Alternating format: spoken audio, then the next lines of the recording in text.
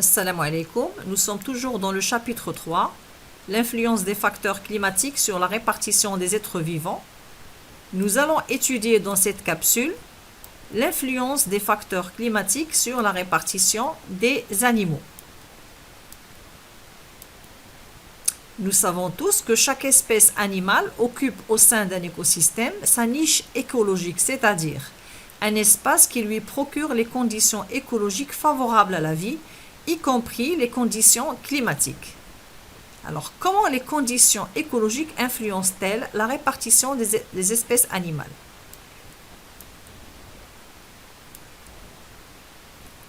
Pour ceci, nous devons établir un écoclimatogramme. Mais avant de l'établir, nous aurons besoin de climatogrammes, bien sûr, de deux stations différentes qui sont Midelt et Tanger. Donc ce tableau présente les variations de l'humidité relative et la température au cours de l'année au niveau de ces deux stations. Donc pour chaque mois, janvier jusqu'à décembre, nous avons la moyenne de l'humidité relative et la moyenne des températures. Regardez. Donc grâce à ces valeurs, nous allons tracer ou bien réaliser les climatogrammes de ces deux stations. Donc comment réaliser un climatogramme? Donc, pour réaliser un climatogramme, nous aurons besoin de deux axes. Un axe vertical ou axe désordonné qui représente les températures moyennes et un axe horizontal ou bien axe des abscisses qui représente l'humidité relative. Donc, sur ce graphe, nous avons le mois de janvier déjà représenté. Donc, le mois, on le représente par la première lettre en minuscule petit j, qui correspond à 71,5 d'humidité relative qu'on a tracé ici et à 12 comme température. Donc, on a tracé la droite qui correspond à 12 et nous avons obtenu le point J. Nous allons faire de même pour le mois de février qui correspond à 70 comme humidité relative et à 12,5 comme température. Donc, nous obtenons un deuxième point que nous allons nommer petit f, février. Et automatiquement, quand on trouve le deuxième point, on le lie avec le premier point. Et ainsi de suite. Nous allons trouver le point de mars, avril, etc. jusqu'au mois de décembre. Donc voici les climatogrammes déjà réalisés.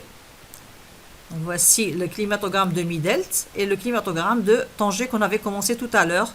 Nous avions trouvé le point janvier et le point février. Donc de même, on va trouver le mois de mars, avril, mai, juin, juillet, août, septembre, octobre, novembre, décembre. Et puis nous allons boucler notre boucle en reliant décembre avec janvier. Bien sûr, nous devons inscrire les premières lettres des mois qu'on doit garder pour la conclusion. On a fait de même pour Midelt. Nous avons commencé par janvier, février, mars, avril, puis le mois de mai, puis juin, juillet, août, septembre, octobre, novembre et décembre. Et on a fermé la boucle en reliant décembre avec janvier. Donc voici les deux climatogrammes des deux stations qu'on a tracées. Maintenant, nous allons établir l'écoclimatogramme de la coccinelle. Vous connaissez tous la coccinelle. C'est un insecte utilisé pour la lutte biologique, c'est-à-dire le muharaba al-biologia, car c'est un prédateur de plusieurs insectes nuisibles pour les végétaux. Donc, au lieu d'utiliser des insecticides, les agriculteurs peuvent utiliser la coccinelle pour combattre certains insectes nuisibles. Donc, le tableau suivant représente ou bien montre les exigences climatiques de la coccinelle. La zone de vie optimale et la zone de tolérance. يعني المنطقة الفضلة ومنطقة التحمل.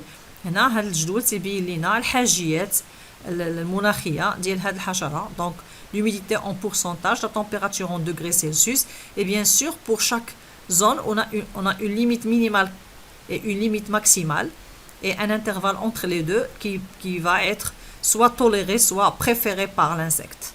Nous allons voir comment on va tracer l'écoclimatogramme. Donc, nous avons notre climatogramme déjà tracé. Et sur ce climatogramme, nous allons tracer ou bien établir l'écoclimatogramme de la coccinelle. Alors, Nous allons commencer par la zone de tolérance.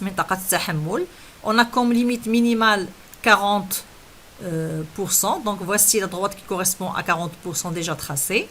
Puis on a comme limite maximale 100. Nous allons chercher le point 100 et nous allons faire de même, tracer une droite qui correspond à 100 comme humidité relative. On va faire de même pour la température. On a la limite minimale, c'est 12,5. Voici la limite qui correspond à 12,5. Nous traçons une droite. Et puis la limite maximale, c'est 24. Nous allons tracer une droite au niveau c'est-à-dire au même niveau que 24 comme température. À la fin, on obtient un rectangle qui correspond à la zone de tolérance pour la coccinelle. Nous allons faire de même pour la zone optimale. Maintenant, nous allons passer à l'autre zone. Donc, de même, nous allons tracer les limites inférieures et supérieures de l'humidité qui sont 60 et 85. Voici, donc ce trait correspond à 60. Celui-là correspond à 85. Puis les températures, 16 et 20. Donc, on a la limite inférieure, c'est 16. Puis la limite supérieure, ou bien maximale, c'est 20. Et on obtient un deuxième rectangle. Normalement, le rectangle qui représente la zone optimale doit se trouver dans le rectangle qui représente la zone de tolérance. Et à la fin, nous devons bien sûr mettre une petite légende pour montrer, ou bien soit en coloriant, soit en hachurant, ou bien en mettant des signes ou bien des symboles pour montrer où est la zone de tolérance et la zone optimale. Alors, voici notre écoclimatogramme déjà réalisé. Donc, l'écoclimatogramme, ce sont ces rectangles qui représentent la zone optimale et la zone de tolérance de l'insecte.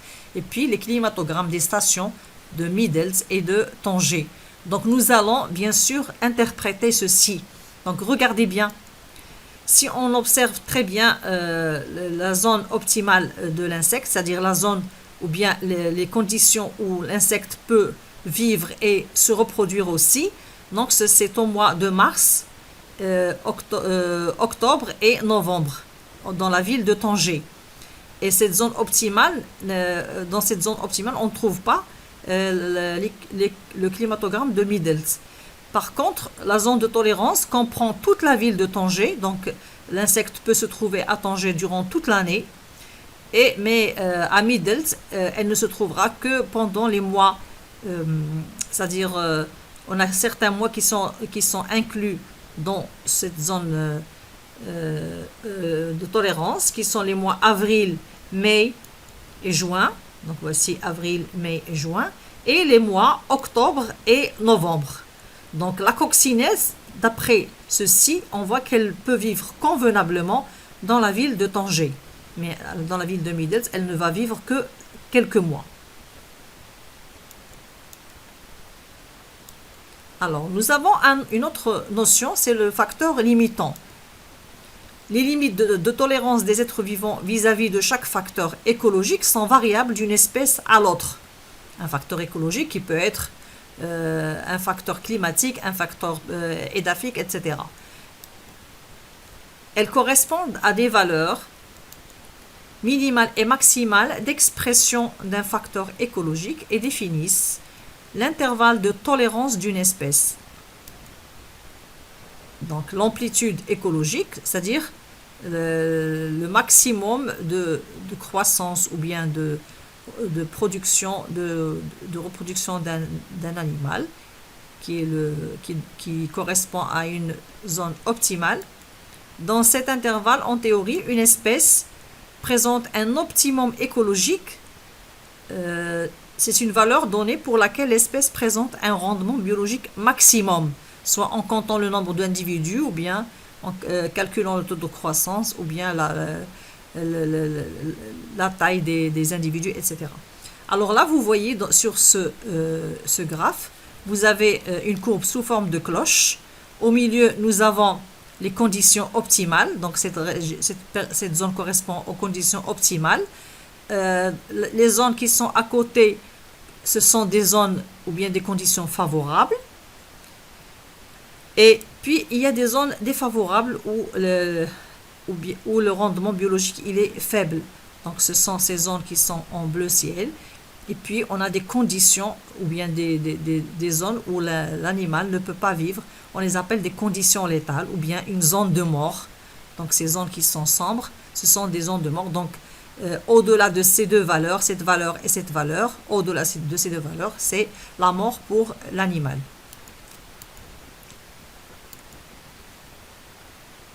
Nous allons voir cette notion de facteur limitant pour les fourmis. Nous avons ici un tableau qui représente les résultats expérimentaux des préférences des fourmis en température. Alors nous allons tracer l'histogramme qui correspond à ce tableau. Nous obtenons ceci. Donc regardez, on a toujours cette courbe en forme de cloche. On a c'est-à-dire la zone optimale correspond à cette colonne qui varie entre 25 degrés de température et 30 degrés de température. Donc c'est une température idéale pour leur multiplication. Mais au-delà de 10, c'est-à-dire avant 10 et moins de 10 et au-delà de 45, plus de 45, on constate l'absence des fourmis. Donc la température est un facteur limitant pour les fourmis. Donc, c'est-à-dire bien sûr ici on a étudié une variété des fourmis. Il y a beaucoup de variétés. Donc pour cette variété qu'on a étudiée, donc quand la température est inférieure à 10 ou bien supérieure à 45, ces fourmis vont mourir. Donc ils ne vont pas se multiplier, ils vont pas vivre, bien sûr. Donc l'écoclimatogramme et l'histogramme du facteur limitant permettent de déterminer les conditions climatiques préférées par un animal. Donc quand les conditions sont défavorables, il y a des êtres vivants qui cherchent des formes d'adaptation. Elles s'adaptent aux conditions difficiles, soit en changeant de forme, soit en changeant de comportement. Alors, en changeant de forme, on trouve ceci chez les animaux et chez les végétaux. Par exemple, chez les animaux, on a l'exemple du papillon qui passe par les étapes œuf, larve et chrysalide avant de devenir adulte et papillon. Donc, chaque étape correspond à une période donnée de l'année. Pour les végétaux, on peut trouver des végétaux sous forme de graines, sous forme de rhizomes, sous forme de bourgeons ou bien sous forme de bulbes, selon les saisons et selon les conditions climatiques. En changeant de comportement, donc les animaux, puisqu'ils se déplacent, ils peuvent changer de comportement pour, bien sûr, survivre aux conditions difficiles. On sait très bien qu'ils peuvent changer de comportement en changeant d'alimentation, comme le renard par exemple. Ils peuvent hiberner, comme l'ours polaire. C'est-à-dire il rentre dans une vie ralentie pendant l'hiver. Ou bien l'estivation, c'est le contraire, c'est pendant l'été. Ou bien la migration, comme le cas des oiseaux ou bien des poissons.